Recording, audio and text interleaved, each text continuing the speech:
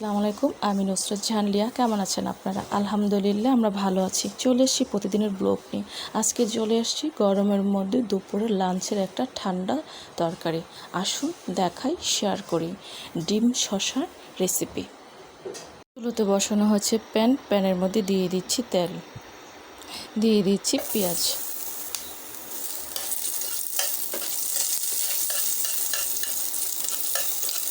দিয়ে দিচ্ছি রসুন বাটা, জিরে বাটা, শুকনো মরিচ বাটা, হলুদের গুঁড়ি, ধনিয়া গুঁড়ি, লবণ, দিয়ে দিচ্ছি পানি।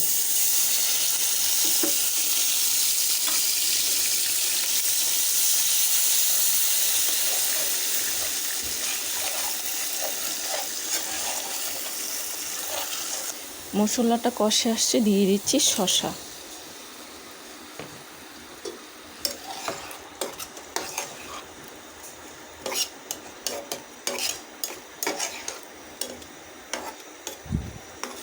শসাটা দেওয়া হয়ে গেছে।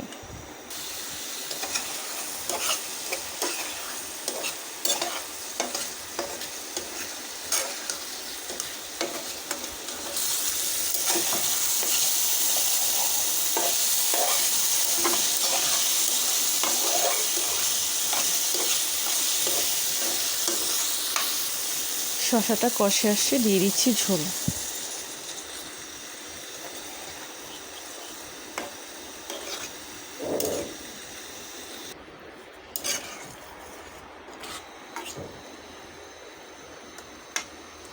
এর মধ্যে দিয়ে দিচ্ছি একটা ডিম। ডিমটা আমি একদম কেটে দিয়েছি।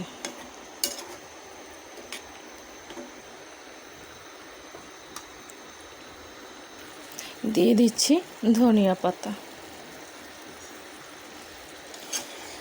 ধনিয়া পাতাটাও দেওয়া হয়ে গেছে। এটা হতে বেশি সময় লাগবে না। শসা ডিমের তরকারিটা একেবারে রেডি। এখন আমি এটা নামিয়ে ফেলবো। ডিম দিয়ে শসা তরকারিটা একেবারে রেডি। প্রচণ্ড গরমের মধ্যে যদি এরকম একটা ঠান্ডা তরকারি খেয়ে দেখেন, খুবই ভালো লাগবে, বিশেষ করে দুপুরবেলা লাঞ্চে। ভালো লাগলে কমেন্টস করে জানাবেন, সাবস্ক্রাইব করে দেবেন, আমার পাশে থাকবেন আর আমাকে অনেক অনেক সাপোর্ট করবেন।